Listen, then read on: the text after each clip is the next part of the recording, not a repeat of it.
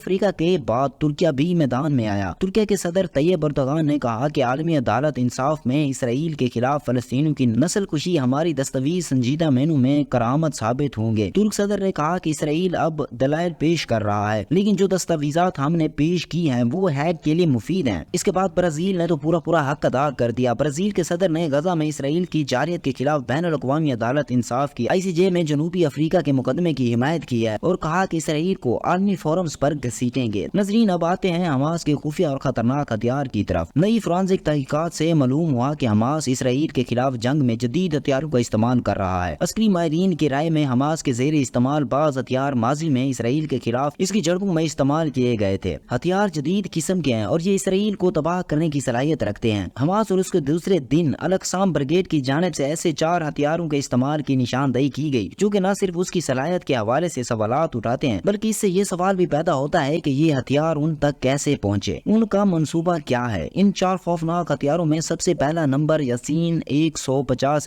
نامی ہتھیار کا ہے۔ اسرائیل کی زمینی کارروائیوں کے آغاز سے یاسین 150 نامی ٹینک شکن میزائل ایسی کئی ویڈیوز میں موجود جو القسام بریگیڈ کی جانب سے شیئر کی گئی۔ یہ دیکھا گیا کہ اس نے غزہ میں اسرائیلی مرکہ ٹینکوں کو نشانہ بنایا۔ میزائل کو شیخ احمد یاسین کا نام دیا گیا جو حماس کی تحریک کے بانی تھے۔ اسے روسی ساختہ راکٹ پروپلڈ گرینیڈ لانچر کی مدد سے فائر کیا جاتا ہے۔ یاسین 150 کے دور ہتھیار کا ڈیزائن اہم اختراع اس میں پہلا دھماکہ خیز حملہ ٹینک کے آرمر کو نشان بناتا ہے، اس سے عارضی یا مکمل داخلہ مل جاتا ہے۔ دوسرا حملہ ٹینک کے اندر گھسنے کو یقینی بناتا ہے جس سے یہ ٹینک تباہ ہوتا ہے۔ اس میزائل کی رینج 150 سے 500 ہے۔ اس کی زیادہ سے زیادہ رفتار 300 میٹر فی سیکنڈ ہے۔ اس میزائل کے منفرد ڈیزائن کی وجہ سے اسے چلانے میں مہارت درکار ہے جس سے یہ اندازہ لگایا جا سکتا ہے کہ حماس جدید ہتھیار بنانے کی کتنی صلاحیت رکھتا ہے۔ ویسے تو اسرائیلی ٹینکوں میں میزائل